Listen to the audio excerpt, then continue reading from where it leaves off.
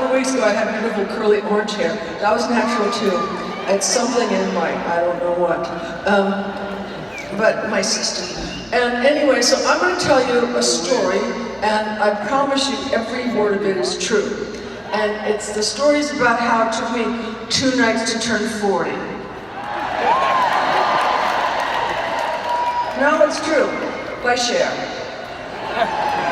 Okay, so it was May 19th, and I was at my favorite club, Heartbreak, and I was with my best friend Polly, and we were sitting up. We were on these red leather banquette things, you know, they're kind of leather and they've got little punch buttons in them, and then there's a back part.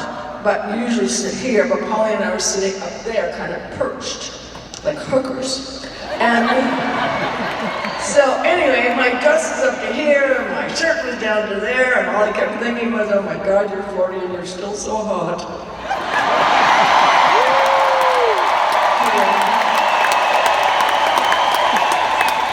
Yeah, I was kind of a superficial.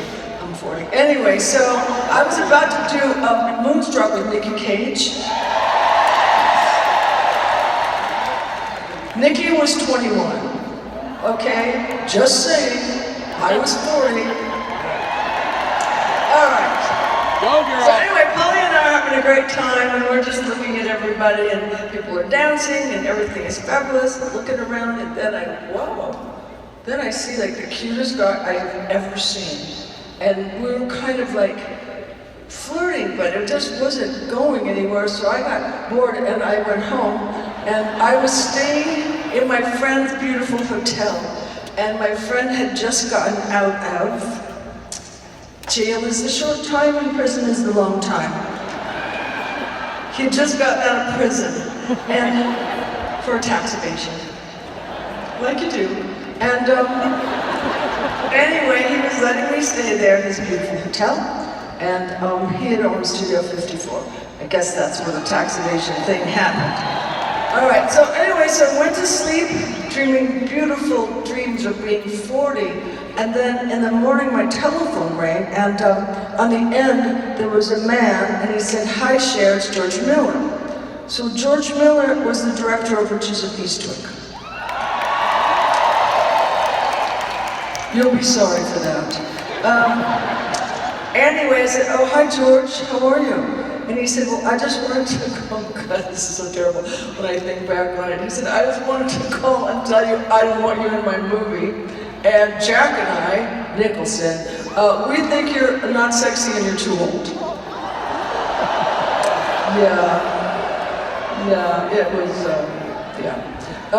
it was kind of like, "Good morning, 40. Last night I was fabulous and young, and today I'm the worst."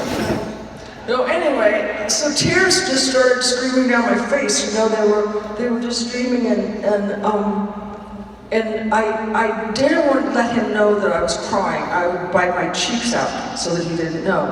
And usually in Hollywood, when people call to insult you, they just do it and then they hang up. But George is from Australia, so he just kept going on and on and on.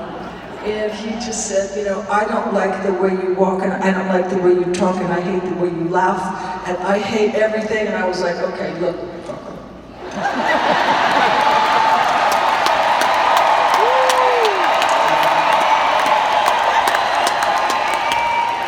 That was just one took over the line on the "I hate the things you do."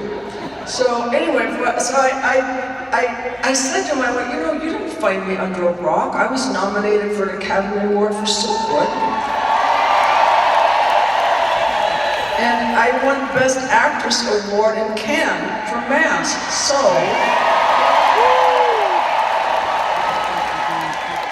click." And, Taurus gets angry. All right.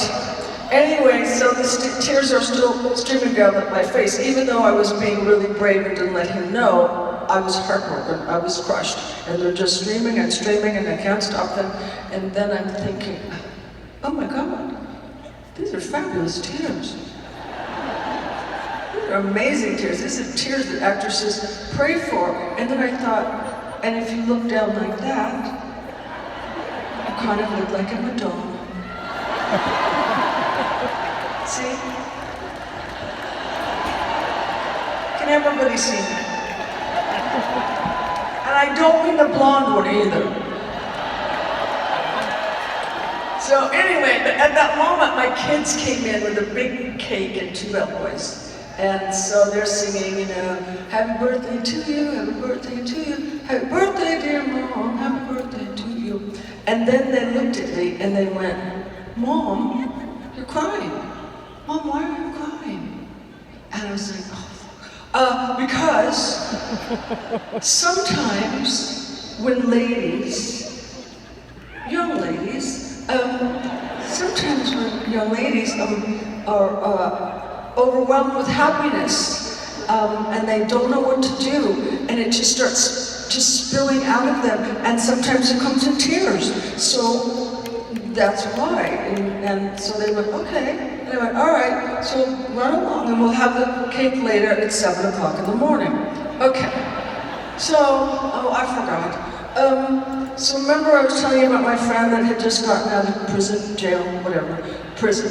And I was staying at his hotel and I owed him $28,000 and I didn't have it. All right, and I have one more thing, and it's gonna seem screwy, but just come with me on this one, okay? So it's gonna sound really weird, but we'll all come together at the end. So anyway, the David Letterman show had always wanted me to be on, and I never wanted to be on it, and now we've got all the information. So, it's 3 days before my birthday. David Letterman, producer, calls and he said, how would you like to spend your birthday with Dave? And I said, I would love to for $28,000.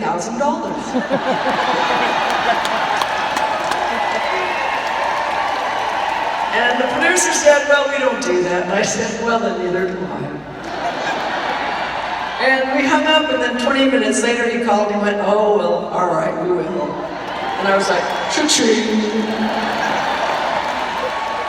But while we were on the telephone, the producer said, Cher, come on, just out of curiosity, why didn't you ever want to do our show? And we were the top-rated show, and why didn't you want to do it? So I said, well, I think David's very funny, and I think he's very smart, but sometimes if he has a guest on that he doesn't like, he can be kind of an asshole. And the producer agreed with me, and we hung up. So the night of my birthday, I went on, and I didn't look very cute. I still wonder about that, but that's just my thing. Okay, so Dave is sitting here in his chair, and I'm sitting here in my chair, and he's being funny, and I'm being funny, and he's being funny, and I'm being much funnier. And so, in the middle of all this hilarity, Dave looks at me and he goes, so tell me, Cher, why haven't you ever wanted to be on my show?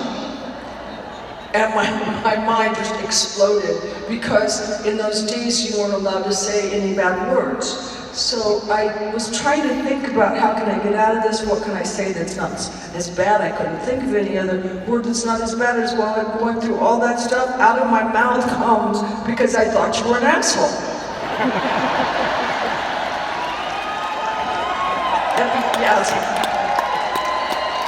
I was trying to stop it back in, but it just wouldn't stop. So anyway, so he said that he was traumatized for 5 years from that, and I believe him. But we became friends. He's a good old guy. And on my birthday, he sends me lovely cards, you know. Not exactly my type, like they are usually like satin with little birds or puppies or kitties or some other stuff. And but inside he writes me lovely sentiment, and, you know, in script. And script is a thing we used to do. It's curly writing. Like, I use a fountain pen. You have no idea what I'm talking about, do you? I have a beautiful fountain pen.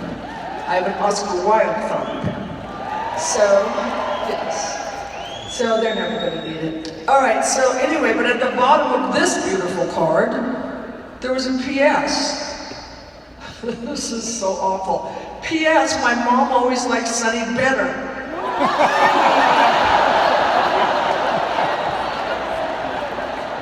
I mean, it just wasn't my day. It was terrible from morning till night. I think he's still harboring, maybe. So anyway, that was then when I was 40, and this is now, and I'm not. And yeah. I hate to tell my age because I'm not that thrilled with it, but I always do because I want to tell the women something. I want to tell the young girls that, thank you. I want to tell the young girls that don't give up on your dreams. You know, you might not want to wear blue hair, but you might want to do something else to do it, okay?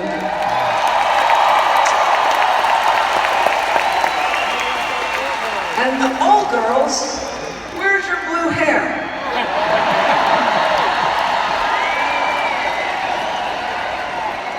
Lord. No, it's time, you know, you did the kids, you did the work, you did all that stuff. Now go out and do something ridiculous. Okay, bye. All right, so, but you know what, like, I listened to a woman the other day and she was saying, oh, I found myself now, I'm at peace finally, and I love being older and bullshit. Okay? Yeah, whatever. Okay, so I'm 73.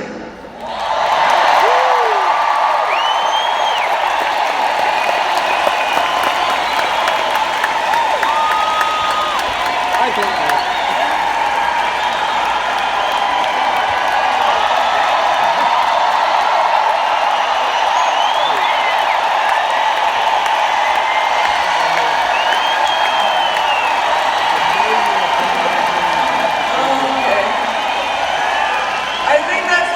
Applause on that line I ever got. You know what? I don't know. I bet you don't even know why you're clapping. I always think that it's either you're really happy I'm still alive, or you didn't know I was still alive, or that I can still get into my costumes.